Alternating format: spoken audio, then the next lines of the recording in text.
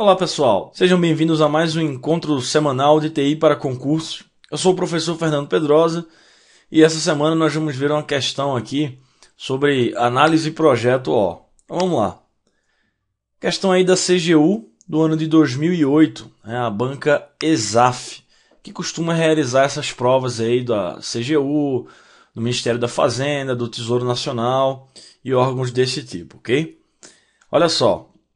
O desenvolvimento orientado a objetos utiliza uma estratégia orientada a objetos em todo o processo, seguindo os estágios de análise orientada a objetos, projeto orientado a objetos e programação orientada a objetos.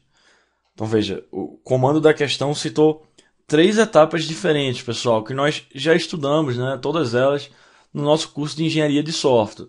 Está falando de análise O, projeto O e depois a própria programação orientada a objetos. Sabemos que análise é diferente de projeto O.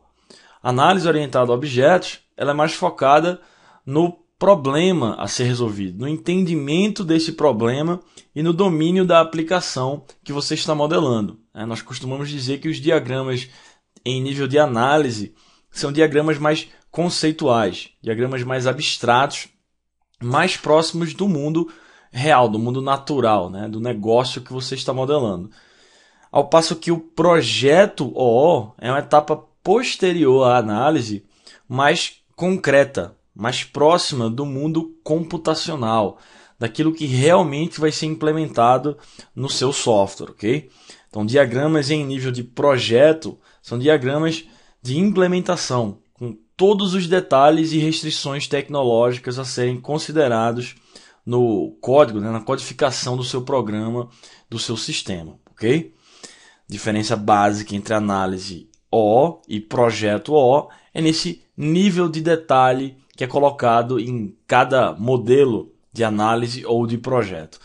No nível de análise, os modelos são conceituais, são mais abstratos. E nível de projeto, aí você meio que cai na real, como eu comentei para vocês no nosso curso de engenharia, você cai na real e começa a considerar restrições tecnológicas e questões de implementação na modelagem dos seus diagramas, ok?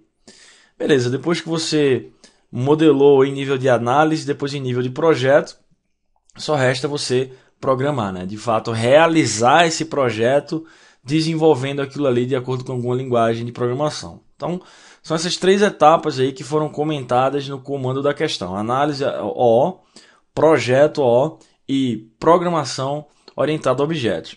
Qual é a vantagem, pessoal? Relembrando de você ter modelos em nível de análise, Muita gente se pergunta, pô, mas eu estou modelando aqui um diagrama em nível de análise, mas que na verdade não vai ser exatamente o que eu vou implementar, Então, porque ele é só conceitual, ele é um nível mais abstrato.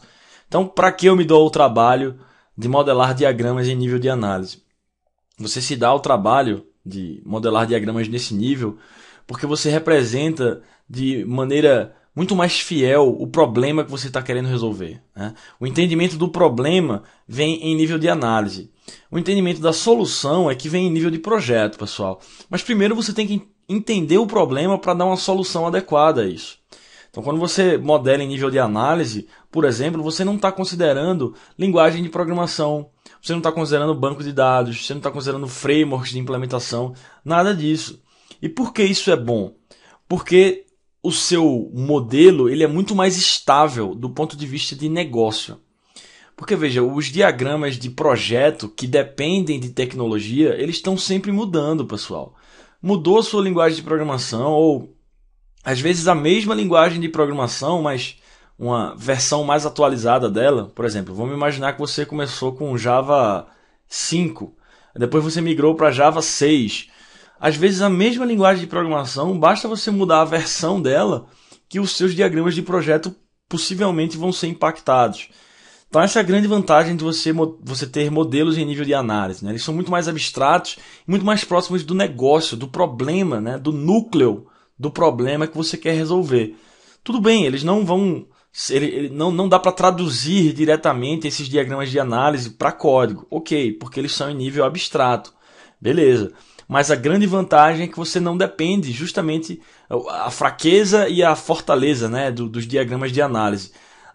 Ao passo que uma possível fraqueza seria justamente essa, né, de você não ter a tecnologia definida, ao mesmo tempo que isso ocorre, um ponto forte desses diagramas é exatamente isso, porque você não depende de tecnologia. Então você tem um foco muito maior no problema a ser resolvido sem considerar essas restrições de implementação, ok? Então, muita gente se pergunta, por que eu não vou direto para o projeto? Você até pode ir. Nós estudamos na aula de RUP, né, que a disciplina de análise lá no RUP, a disciplina na verdade é uma coisa só, né, pessoal? Análise e design.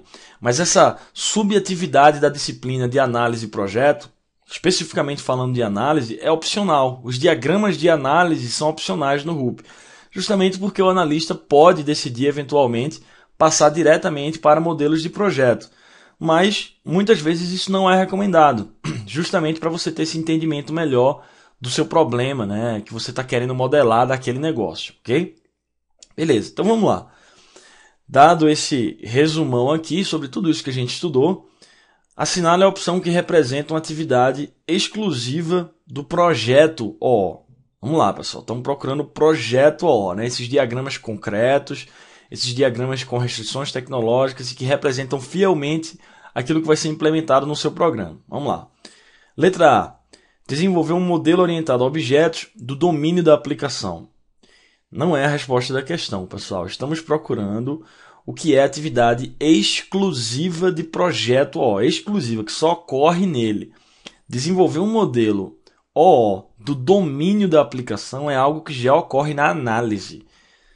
Falei para vocês, domínio da aplicação é o que, pessoal? É a área de negócio que você está modelando. Qual é o domínio? É um hospital? É um estacionamento garagem? É uma universidade que você está modelando ali, o sistema de matrículas? Esses são os domínios que você trabalha, tá? São as áreas de negócio. E isso daí você já modela na atividade de análise, ó. Letra A não é a nossa resposta. Letra B. Realizar um projeto de software utilizando uma linguagem de programação OO. Veja, ele não está falando em modelar um projeto. Ele está falando em realizar o projeto. Realizar um projeto OO, pessoal, já é mão na massa. Já é codificação. Essa letra B está falando sobre programação orientada a objetos. Que aí sim, né, você utiliza uma linguagem de programação orientada a objetos e tal. Então, letra B não é projeto OO, ok? Letra C. Desenvolver um modelo orientado a objetos para implementar os requisitos identificados. Aí sim, né, pessoal?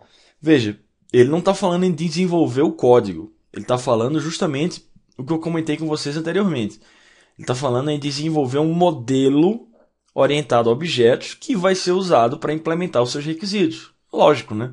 É isso que você quer fazer com um projeto. Ó. Você quer modelar a sua arquitetura, você quer modelar as suas classes, ou seja, você quer ter um modelo orientado a objetos que posteriormente vai ser usado como subsídio para você implementar os requisitos que forem identificados.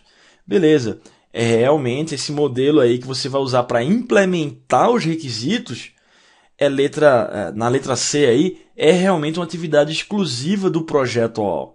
Ah, mas por que não pode ser de análise, né? Se na análise eu também desenvolvo um modelo OO. Porque na análise, pessoal, você não está desenvolvendo um modelo OO para implementar requisitos. Você está modelando o negócio da sua aplicação. Você está agregando, identificando as necessidades básicas de modelagem dessa sua aplicação. Quais são os principais atributos, quais são as principais classes, mas ainda em nível conceitual. Então, dizer que você vai desenvolver um modelo para implementar requisito, a implementação, pessoal, é lógico que ela depende de restrições tecnológicas. É óbvio, né? É lógico que quando você vai implementar um requisito, você precisa saber qual é a linguagem de programação, qual é a arquitetura sobre a qual você vai desenvolver esses requisitos, aí, esses casos de uso, por exemplo, quais são os frameworks que você vai utilizar, os mecanismos, os tipos de dados, enfim, todos os relacionamentos. Esse modelo completo, ele não aparece em nível de análise, que é um nível mais abstrato. Ele aparece só em nível de projeto. Então, realmente, isso poderia ser considerado uma atividade exclusiva da etapa de projeto, ok? Quando você desenvolve esse modelo para a implementação. Em nível de análise, você desenvolve um modelo para nível de entendimento, certo? para você entender o problema. Mas para você entender a solução e implementar isso através dos requisitos que você identificou, aí é nível de projeto, letra C a resposta da questão, ok? O erro das outras duas ali embaixo, olha só. Identificar os conceitos, atributos e associações que são considerados de interesse. Qual é o modelo, né? Qual é o nível que estamos falando aí, né? Nível conceitual, pessoal. Olha só, identificar conceitos, atributos, características e as associações básicas ali que são consideradas relevantes, né? Você está abstraindo aquilo que não é relevante e só focando naquilo que é de interesse. Isso ocorre na análise, que é de nível conceitual. É exatamente isso que acontece lá, certo? Identificar conceitos, ok?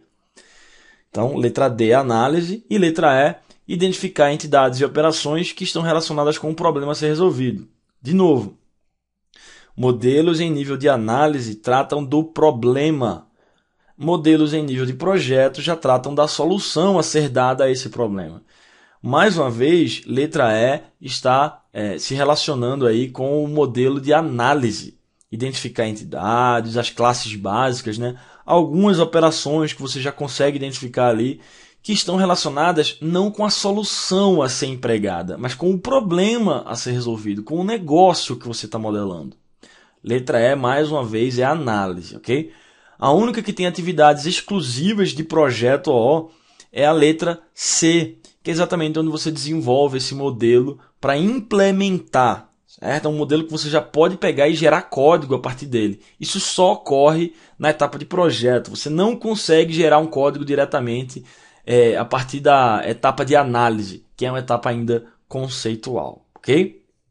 Beleza, pessoal. Era isso que eu tinha para falar essa semana. Lembrem-se dessas diferenças entre análise e projeto. São diferenças muito cobradas, principalmente em provas do CESP e algumas questões da ESAF aqui, como vocês acabaram de ver. Carlos Chagas não costuma cobrar isso muito nas provas deles, ok? Mas se vocês forem fazer provas do CESP, como por exemplo a prova da ANAC, né, saiu o edital essa semana aí, foquem nessas diferenças entre análise e projeto. Vimos tudo isso na nossa aula de análise e projeto OO, onde detalhamos todos os níveis, todos os detalhes e diferenças entre essas duas atividades, ok? Espero que vocês tenham gostado. Nós nos encontramos na próxima semana com mais um encontro semanal, pessoal. Até lá!